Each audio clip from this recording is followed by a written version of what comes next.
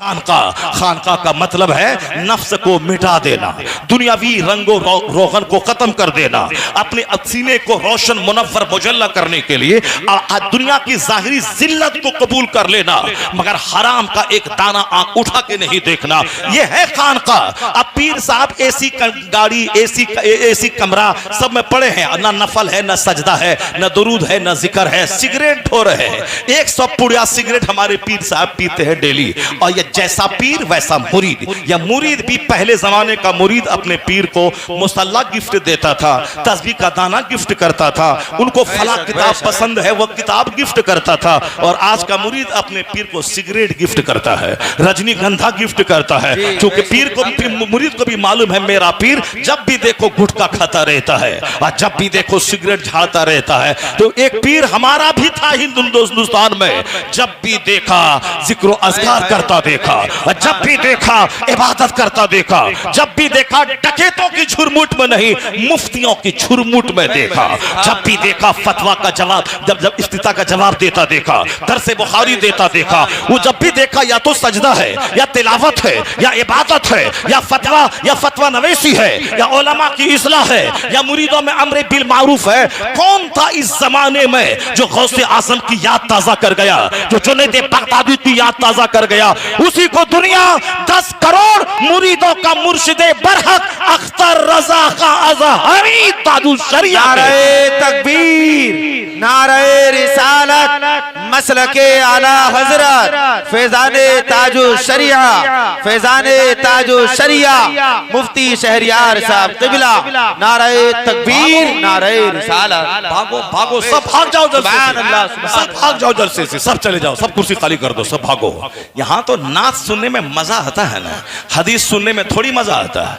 हदीस सुनने में तो मजा आता नहीं है, और जो बदअमली है उसकी तनकीद सुनने में तो मजा नहीं आता है।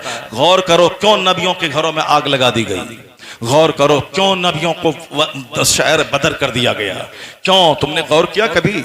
जनाब नूह अलैहिस्सलाम 950 साल तक दीन का पैगाम सुनाते रहे, 80 लोगों ने कलमा पढ़ा, लोगों ने गालियां दी।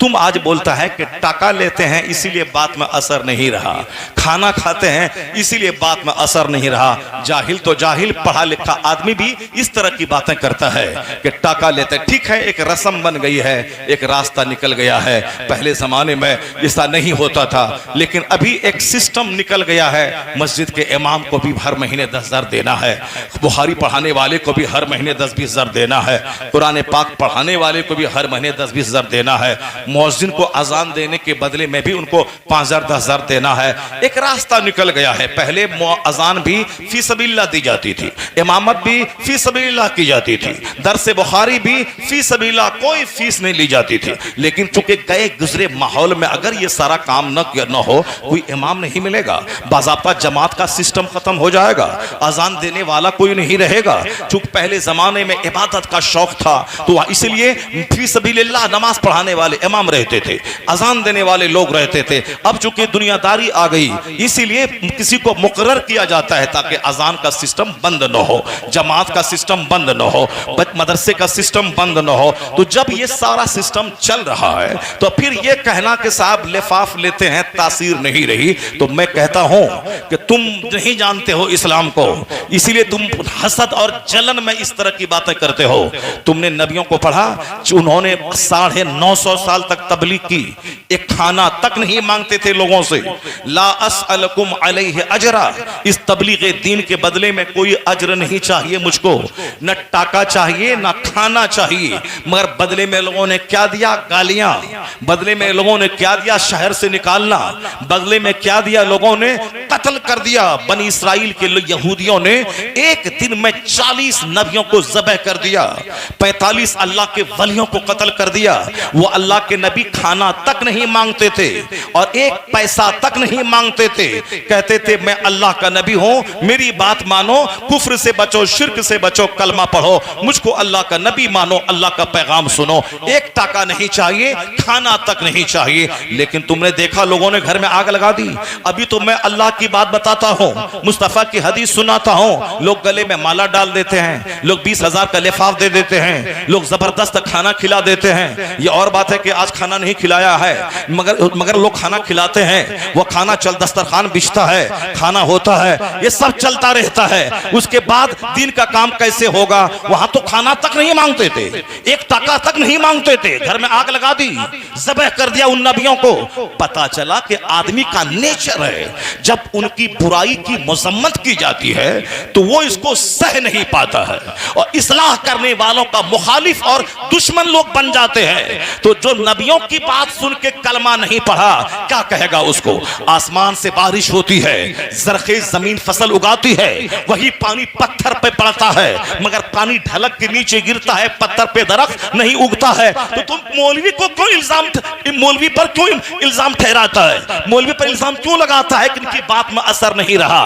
तुम क्यों नहीं बोलता है कि बारिश का कसूर नहीं, कसूर पत्थर का है, जिस पर बारिश हुई मगर फसल नहीं पैदा हुई? तुम क्यों नहीं बोलता कि कसूर तकरीर का नहीं है, कसूर खिताबत का नहीं है? अगर खिताबत का कसूर होता, ये 5 आदमी नमाजी क्यों बनता, 5 आदमी दाढ़ी क्यों रखता, 5 आदमी दीनदार क्यों होता? अगर तुम्हारे दिल में बात असर नहीं करी है तो समझ ले कि मेरा दिल पत्थर क्यों हो गया है, इस पर पानी क्यों नहीं पड़ रहा है, नेकी की फसल क्यों नहीं उग रही है? तो खिताबत को मत कोसो, अपने सीने को कोसो। ये दिल अंधा क्यों हो गया है, ये सख्त क्यों हो गया है, ये नर्म कैसे होगा? जिस दिन तेरा दिल नर्म हुआ, नसीहत का पानी पड़ेगा, नेकी का फूल खिलने लगे। नारे तकबीर, नारे रिसालत, उलमाए अहले सुन्नत, मुफ्ती शहरियार साहब क़िबला। नमाज नहीं पढ़ना है तो तकरीर का कसूर है, नमाज नहीं पढ़ना है तो मौलाना की बात में असर नहीं रहा। मौलाना की बात में असर क्यों रहा वो तो दूसरी बात है, मगर तुम्हारे दिल में मौलाना की बात क्यों नहीं उतरी? तुम्हारा सीना इतना पत्थर क्यों हो गया है? तुम इतने हार्ड क्यों हो गए हो? मैंने कहा था 15वीं शाबान में खानकाहों में जौ की रोटी खिलाई जाती है, सजदा करवाया जाता है, लेकिन आज हल खानकाह में झगड़ा शुरू है, केस मुकदमा है। हम पीर साहब का बड़ा बेटा है, हम गद्दी नशी बनेंगे क्योंकि बड़े बेटे को हक पहुंचता है, मैंने बाप की बड़ी खिदमत की है। छोटा बेटा बोलता, छोटा बेटा बड़ा लाडला होता है बाप का, मेरे बाप ने मुझको खूब चूमा चाटा है, प्यार किया है, इसीलिए हम गद्दी नशी हम बनेंगे क्योंकि छोटा बेटा बाप का प्यारा होता है। अब ये दोनों केस कर दिया कि हम बने कि वो बने, बाप ने ये लिखा सबूत दिया है ये बनेगा। मैंने कहा क्यों ये जंग है, एक खानकाह के लिए क्यों लड़ाई करता है, कोर्ट में क्यों गया है कि हम गद्दी नशी रहे, ये गद्दी नशी रहे, चारों बेटा लड़ रहा है यही 2 टका के लिए? क्यों? क्योंकि वो डीएम तो बना नहीं, मास्टर तो बना नहीं, प्रोफेसर तो बना नहीं, हाफिज कुरान तो बना नहीं, मेहराब में तरावी सुनाने वाला बना नहीं, फकीह बना नहीं, मुफ्ती बना नहीं, वो तो अजमेर का मुजाविर क्यों वो आला हजरत के खानदान से लड़ता है? वो मुजाविर वो साहब काली टोपी पहन के, फूल बेच के, चादर बेच के वो रजा के बेटों को आंख दिखलाता है। फूल बेचो पेट पालो यार, क्यों रजा के खिलाफ बोलता है, क्यों बरेली से मुकाबला करना चाहता है? तुम फूल बेचो और खाओ और सो और हागो और दुनिया से मर जाओ, रजा के बेटे को आंख मत दिखाना। रजा का बेटा फूल नहीं बेचता है, रजा का बेटा चादर नहीं बेचता है, रजा का बेटा फतवा लिखता है, रजा का बेटा अमरे बिल मारूफ करता है। मुफ्ती आजम हिंद फतवा लिखते रहे, हुज्जतुल इस्लाम फतवा देते रहे, मुफस्सिर आजम हिंद मदरसा कायम करते रहे, आलिमों की जमात टीम पैदा करते रहे, ताजुल शरिया फतवा लिखते रहे, ऐसे बुखारी देते रहे, मदरसा चलाते रहे। फूल बेचना और है, दीन की खिदमत करना और है। सुभान अल्लाह, सुभान अल्लाह।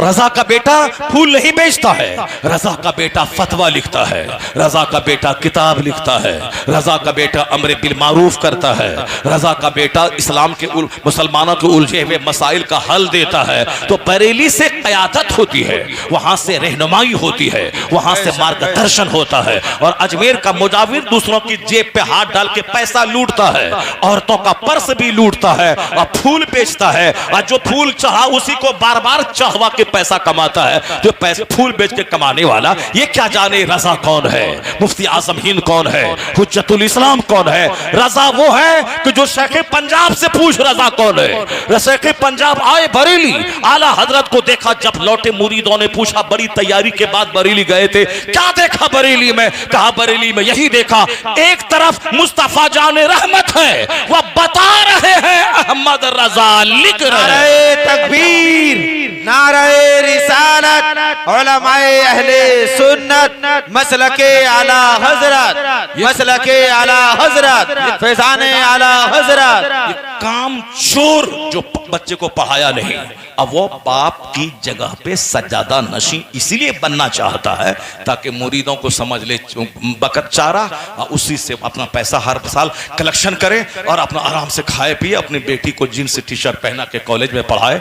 जो अपनी बेटी को जन्नती नहीं बना सका वह दूसरों को क्या जन्नती बना पाएगा? जो अपने बेटों को सुन्नत नहीं सिखा सका वह दूसरों को क्या सुन्नत का रास्ता दिखाएगा? मैंने कहा था कि अगर चाहते हो कि ये जंग खत्म हो जाए, खानकाहों में जो सारी जिंदगी जो फाइल ढोता है कचहरी में कि हम गद्दी नशी, हम गद्दी नशी। दिल्ली में एक पीर साहब बाबा थे, मरते दम तक केस लड़ते रहे, इंतकाल कर गए। इसी तरह पूरे हिंदुस्तान में हर जगहों पे ऐसे ही है, मरते दम तक लड़ते, हम गद्दी नशी, दूसरा भाई बोलता हम गद्दी नशी। एक माँ के पेट से पैदा होने वाला दोनों भाई या 2 टाका के शौक में सारी जिंदगी कचहरी डरता रहा, लड़ता रहा, कुछ नहीं हुआ। मैंने कहा सुनो, अगर हर पीर एक शर्त लिख दे कि जो भी मेरा गद्दी नशी होगा उनके लिए मेरी वसीयत यह है कि मरते दम तक नमाज़े पंजगाना बा जमाअत पढ़ेगा, हर महीने में अय्यामे 20 यानी 13, 14, 15 के रोजे रखेगा, हर हफ्ते में पीर और जुमेरात को अमाल पेश होते हैं या दोनों दिन रोजा रखेगा, तहज्जुद भी पढ़ेगा, इशराक भी पढ़ेगा, चाश्त भी पढ़ेगा, अव्वाबीन भी पढ़ेगा। जो नमाज सरकारे दो जहां ने पढ़ी और औलियो सालिहीन ने पढ़ी, ये नमाज इनको पढ़ना होगा। जो मेरा गद्दी नशी होगा वो तहज्जुद भी पढ़ेगा, इशराक भी पढ़ेगा, चाश्त भी पढ़ेगा, मगरिब के बाद 6 रकत नमाज नफल अव्वाबीन भी पढ़ेगा। और कुतुबुद्दीन बख्तियार काकी हर रात ये सारी नमाजें पढ़ने के बाद 100 रकत नमाज नफल पढ़ा करते थे। और एक बुजुर्ग थे वो रोजाना रात में इशा से लेके फजर के बीच में 1000 रकत नमाज नफल पढ़ा करते थे। तो मेरा गद्दी नशी वो हो